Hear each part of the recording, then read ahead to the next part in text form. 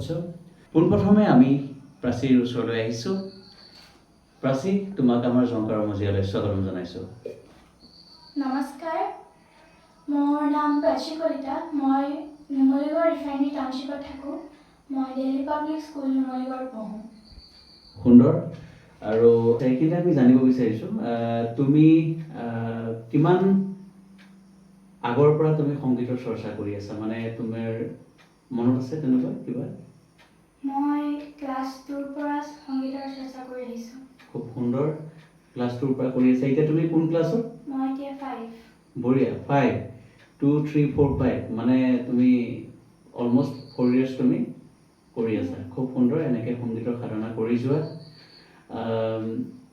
এতিয়া আমি পোনপ্ৰথমে আৰু এটা কথা জানিব বিচাৰিছোঁ, তোমালোকৰ ঘৰত কোন কোন আছে সেইটো আমি জানিব বিচাৰিছোঁ।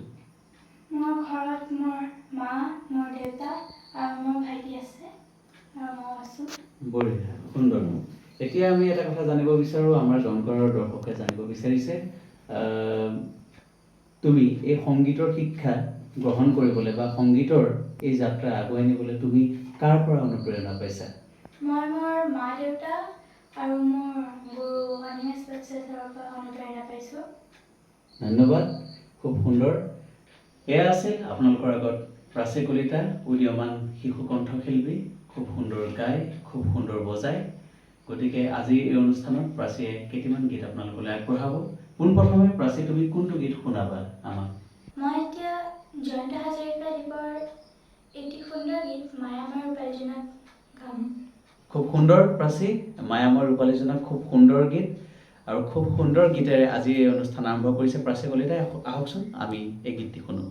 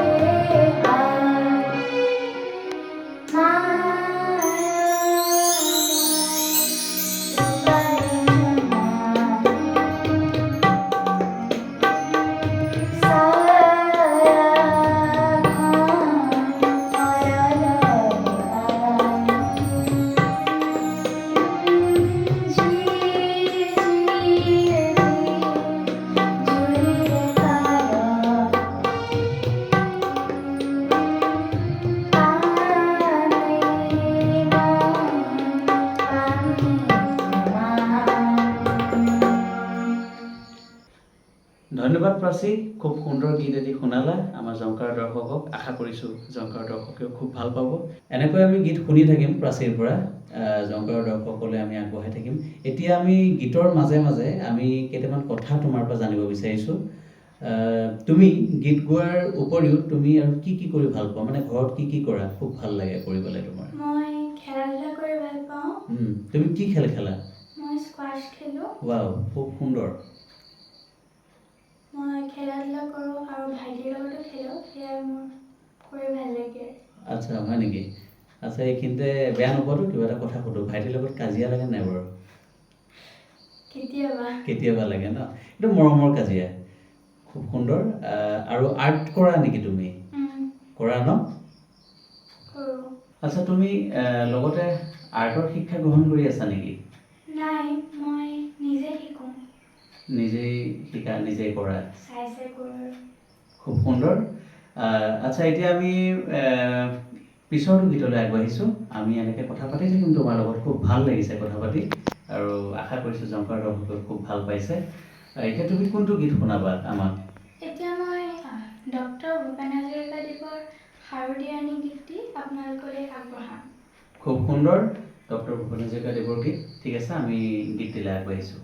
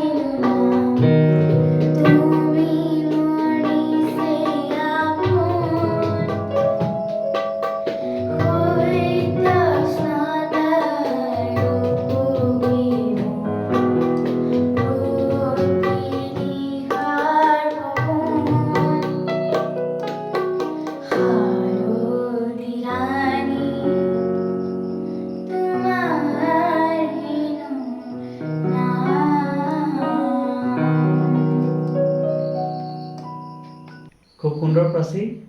ডক্টৰ ভূপেন হাজৰিকাদেৱৰ গীতটি প্ৰাচীয়ে খুব সুন্দৰকৈ পৰিৱেশন কৰিলে আপোনালোকৰ আগত। আশা কৰিছোঁ আপোনালোকে ভাল পাব আৰু এনেকৈ আদৰি ল'ব। আমি এনেকৈ গান শুনি থাকিম, তাৰ মাজতে কেইটিমান কথা জানিব বিচাৰিছোঁ। আকৌ পুনৰ প্ৰাচীৰ ওচৰলৈ আহিছোঁ। আচ্ছা প্ৰাচী, তোমাৰ পৰা কেইটামান ধেমেলীয়া কথা জানিব বিচাৰিছোঁ। এনেকুৱা তোমাৰ কিবা স্মৃতি বা কিবা অনুভূতি আছে নেকি তোমাৰ ফ্ৰেণ্ডৰ লগত বা তোমাৰ ঘৰতে হওক, ভাইটিৰ লগতে হওক, যিটো আমাক জনাবলৈ পাই তুমি ভাল পাবা আৰু আমিও যাতে হাঁহিব পাৰোঁ, আমাৰ জংকাৰ দৰ্শকে যাতে হাঁহিৰ খোৰাক তুলিব পাৰে? মোৰ ভাইটি আৰু মই খেলি থাকোঁতে এবাৰ আমি কম্পিটিশ্যন এটা কৰিছিলোঁ, আচ্ছা য'ত কোনে বলটো চবতকৈ ওপৰত মাৰিব পাৰে। আচ্ছা তো আমি খেলি থাকোঁতে আমি লাইট ভাঙি দিলোঁ আৰু সেইটো আমি বিচনাৰ তলত লুকাই দিলোঁ। আচ্ছা হয় নেকি? তাৰপিছতে মা দেউতাই কোনোবাই তোমাক সেইটো গম পালে নাই, লাইটটো যে ভাঙিলা?